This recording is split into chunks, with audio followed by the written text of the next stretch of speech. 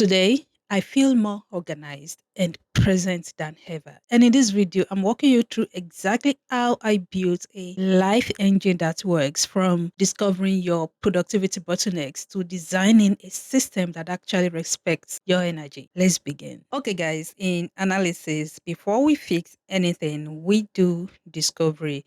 And that means we are finding the root cause of the whole problem. And when I looked at my own life like a system, I found four bottlenecks, four places where everything was colliding and jamming up.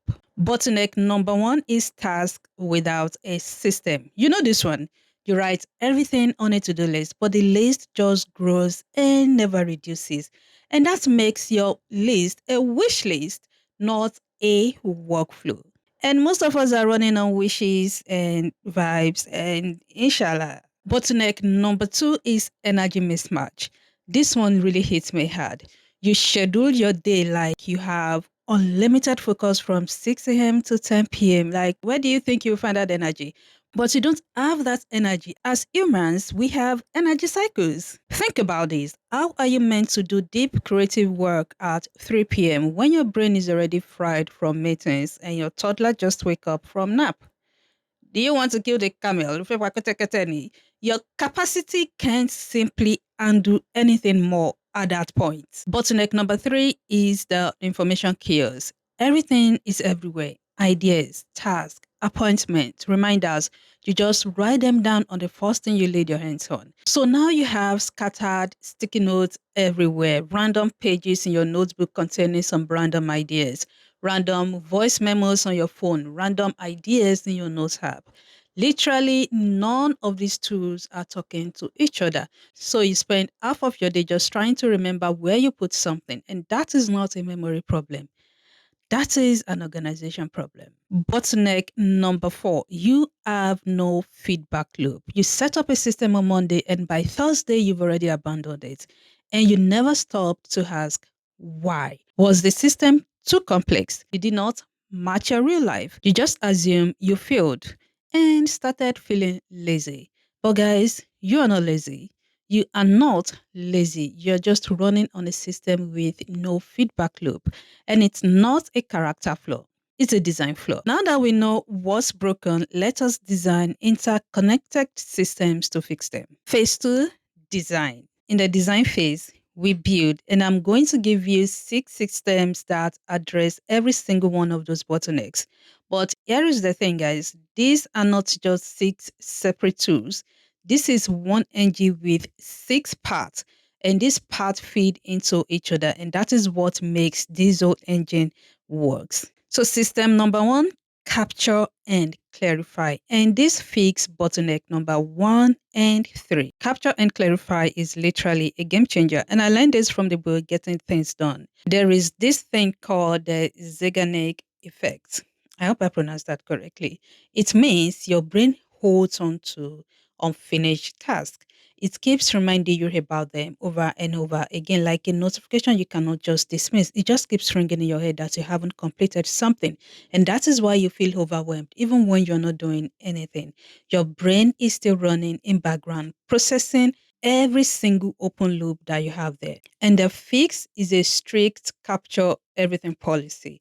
Every idea, every request, every, oh, I should do that. All of this goes into one trusted place. Personally, I use OneNote to capture everything that is in my head, and I have both the phone and PC versions, and I sync them together so they are always accessible for me, because accessibility to your capturing tool is very important. So you can use notebook, jotters, note app. It doesn't really matter. The policy is what matters, and make sure that you can easily access it anytime that you need it. But here is where most people stop. They capture, and then it just becomes another overwhelming list. So you are not only capturing, you have to clarify. Once or twice a day, you process the information that you captured in wherever you capture them into. And you're going to be asking yourself questions like, okay, this item on this list, is this particular item actionable? If no, then maybe you delete it. And if yes, oh, does it take less than 2 minutes to do? If yes, then do it now. If it is longer, maybe you want to schedule it, organize it into a project and assign a date to it. And if it is something someone else can undo, then delegate it. This way, you are cutting down what you're doing so that you can have more time for the few things that actually matter. System number two is the morning startup. And this one fixes bottleneck number one. The morning startup is a deliberate 15-minute planning session at the start of your day, not a journaling session, not a meditation session. This is operational, strictly operational. And here is what you're going to do. You will review your calendar. Those are your hard commitments. You will review your appointments, your meetings, your non negotiables. Then you review your task list. And from that list, you identify the three most important things for the day. And one of them has to be your number one. The thing that if nothing else gets done, this one got done. Now, this is the part people miss because you're not just only writing down your task list. You need to ask yourself questions like, when am I going to do each and everything that I have on this list? This way, you are connecting the intention to a time slot because a task without a time is just a wish on a list. And we don't do wishes anymore, guys. We do workflows, and more about that in the next system, which is system number three, the three zone day. So now that you know what to do from system number two, but when you do it matters just as much. And this is where most productivity advice fails people like us with multi roles. It assumes you have unlimited focus and you just need to schedule it, but you don't have unlimited anything. You have energy cycles. And as a systems analyst, I think of this as capacity planning. So you have to divide your day into three zones. Let's say red, yellow, green. You have high energy zone, and this is your red zone. Deep work, big decisions, creative task. Your number one task from the morning startup goes here. Period. No exceptions. Then you have your medium energy zone, and that is your yellow zone. Meetings, admin, routine tasks, things that need structure, but not exactly your sharpest brain. So they go in there. Then you have the low energy zone, and that is the green zone. Emails, scrolling, light preparation, things that don't need you at your best hours, all those ones goes into your green zone. Now for me, this looked very different. After I had my child, my high energy zone actually shifted to 5:30 a.m. to 7 a.m. because that was the only quiet window I have.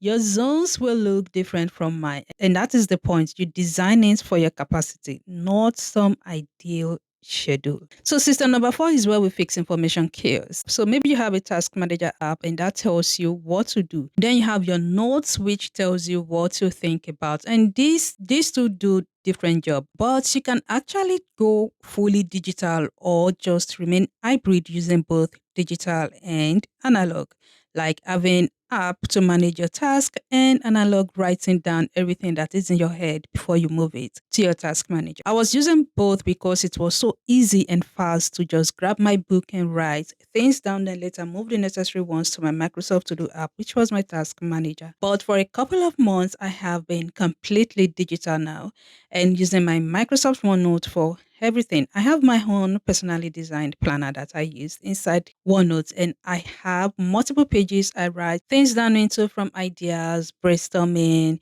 storing references, thinking, meeting notes, habit tracking, content planning. Name it, everything goes in my OneNote. And it is so mentally freeing having everything in one place for me. And most importantly, not having to look for pen to write in my book because my toddler ran away with my pen. So, guys, if using both digital and analog works for you, then definitely do you. And if you want to may just go completely digital. But the point is, have a separate task manager and then have where you write every other thing else into. This way you'll be fixing your information chaos. Now, during your evening shutdown, which is the next system, you will review your notebook. Anything actionable goes to the task manager. Anything valuable goes to the second brain. The notebook or your analog captures the mess. Your task manager stores the good. So they each play to their own strengths. System number five is your calendar, and that fixed bottleneck number two and 3. And your calendar is so important, guys. Your task list is intentions, your calendar is a commitment. And these two are not the same. So your calendar holds your fixed appointments and your non-negotiable blocks for deep work sections. And this is time blocking. And I know time blocking sounds a bit rigid,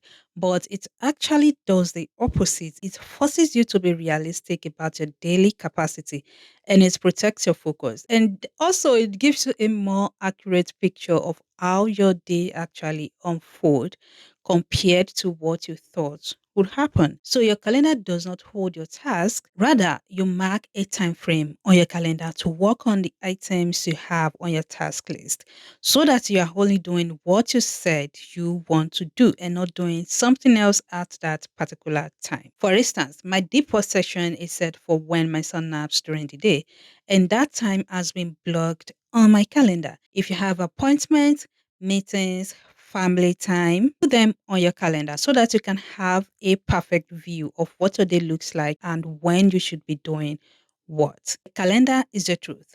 The task list is the wish, and you need both, but you respect your calendar more. System number 6 is the evening shutdown. This is my personal favorite because it closes the daily loop. The evening shutdown is the bookend to your morning startup. 10 minutes at the end of your day, you review your task list. Move anything unfinished to the next day. You want to check your tomorrow's calendar. You're going to process your inbox, everything to zero, and you're going to choose your top task for tomorrow. And this is why this matters, guys. The evening shutdown does two things. First, it gives you feedback loop, like nothing falls through the cracks because you are closing the loop every single day. You are reviewing your day. How did it go? What happened? Is there an obstacle somewhere? What do I need to do? What didn't I finish? So you are gathering all that information before you plan for the next day. And secondly, it gives you permission to disconnect because when you've processed everything and you know tomorrow is planned, you can actually rest and sleep well at night. You're not lying in bed thinking,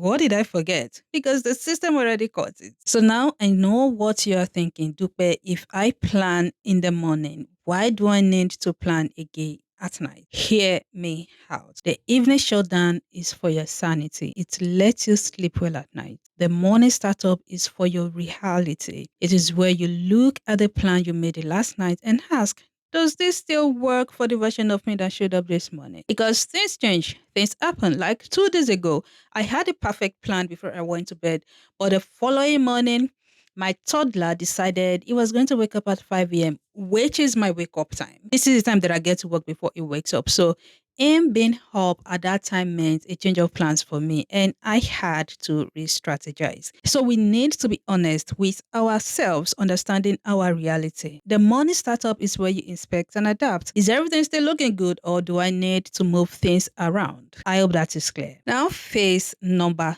3, which is the monitoring phase. Now, this is actually the main feedback loop. And it is the most important part of this entire system. This is the part almost nobody talks about. Monitoring. You can have the perfect morning startup, have the perfect 3 zone day, have the perfect second brain. But if you never check whether the system is actually working for your real life, it will break and you will just blame yourself instead of the design. So I do a Sunday system check, which I call my weekly reset every Sunday, about 30 minutes or so. Think of it as your sprint retrospective if you're familiar with Scrum framework for project management. And if you're not, it is just 3 steps. Number 1, we get clear. We need to process and capture. You need to go into your inboxes, email, task, notes, like delete what needs to be deleted, move things around, reorganize things, then capture everything that is floating in your head. This is why you do your brain dump. You want to write down every single thing, what you want to do, what you would do, what you should do, what you ought to do, like every single thing in your head, write it down. Even if you are angry at someone, write it down. Step number 2, get current. Review the past week. How did my week go? What actually got done? What slipped? Did I overschedule? Did I overcommit? Are there stalled projects? This is the analyst part, guys. You are looking for bottlenecks, not to judge yourself, but to redesign around them. So get all of that information so that you can use it to get creative in the next step, which is get creative, you need to look ahead to next week, review your larger goals, break them down into smaller actions. And this is where you make sure that your daily engine is actually driving toward the life you want, not just spinning its wheels. So this part is actually in my consistency OS. This is where we use micro commitment to create momentum and actually work all the things that we have always wanted to do. Then gently return whenever we fall off when life becomes chaotic. Now, because consistency isn't about being perfect, it is about returning, and micro commitment just make that possible. So if you are struggling with consistency in any area of your life, so check the link in the description. Okay, so after the weekly reset, I also do a monthly version of this Get Creative. Same structure, but higher altitude, like looking at the bigger patterns over time. But the Sunday system check is the one that keeps the engine running week by week. This next part is the integration part. So here is how the whole engine connects. The morning startup feeds your 3 zone day. Your 3 zone day respects your real energy. Then you capture and clarify. And this keeps information flowing into the right place, never clogging up your head. Then you have the second brain that stores your thinking, your ideas, your thoughts, every single thing. And then you have your calendar, which lets you commit to your time. The evening shutdown closes the loop and feeds tomorrow's startup. And the Sunday system check makes sure the whole engine is still driving toward the life that you actually want. So guys, let me ask you, what systems are you currently using to organize your day-to-day life? I want you to share that in comments so that I can learn and steal something from you. Now, don't forget, Consistent Operating System waitlist is linked in the description. My name is Dupe and this is Systems Based Life. Thank you so much guys for watching, and I am going to see you all in another one. Bye guys.